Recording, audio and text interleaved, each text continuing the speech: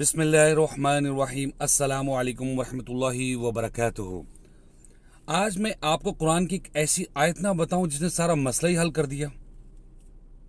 जी वो आयत है कुरान में सूरत कमर है, 54 नंबर सूरत है और आयत 4 आयतें हैं, 17, 22, 32, 40, 17, 22, 32 और 40। चारों आयतें एक ही तरह की हैं, एक ही हैं।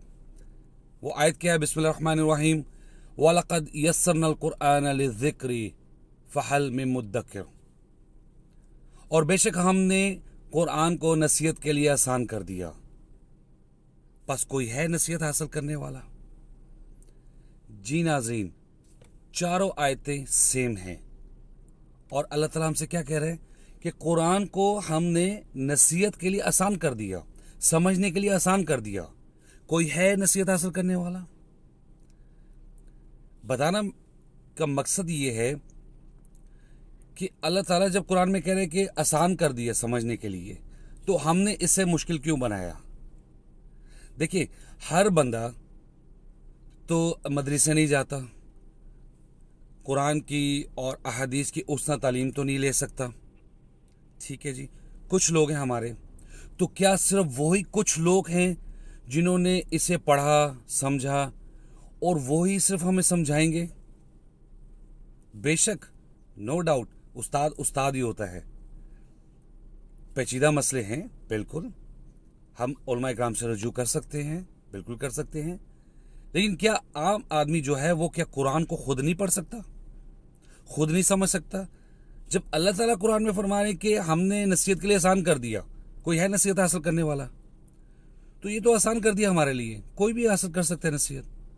आप कुरान को पढ़ें, बिल्कुल। अगर आप खाली अरबी में पढ़ते हैं तो हर हर्फ पे 10 नेकियां हैं। अगर आपने ये पढ़ा अलिफ लैम मीम 3 हर्फ, 30 नेकियां।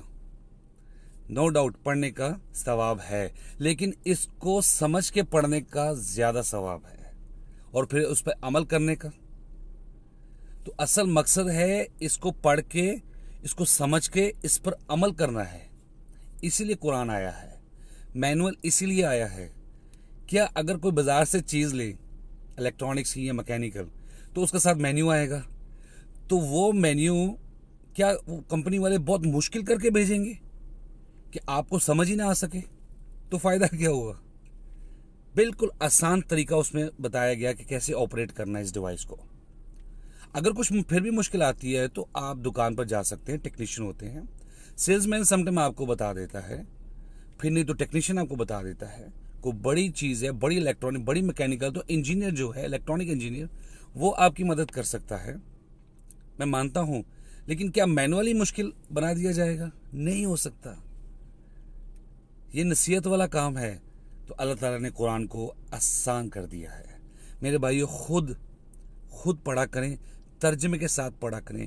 कोई भी तर्जमा आप पढ़ें, स्टार्ट करें, अल्लाह ताला से दुआ करें, अल्लाह मैंने हिदायत के लिए खोला है, मुझे हिदायत दे दे। तो क्या अल्लाह ताला आपको सीधे रास्ते पर नहीं डालेगा? बिल्कुल डालेगा, मेरा यकीन है।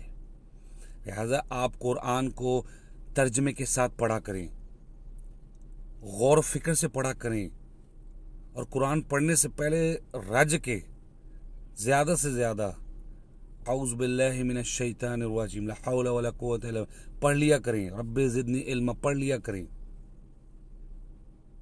मैं उम्मीद करता हूँ कि आप मेरी बात समझ गए होंगे।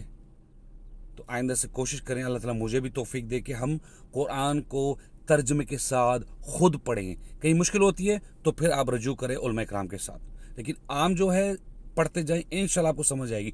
नहीं आएगी तो आप मुझे कमेंट करके ज़रूर बताएं। Thank you very much. अस्सलामु अलैकुम वरहमतुल्लाहि वबरकातुहू।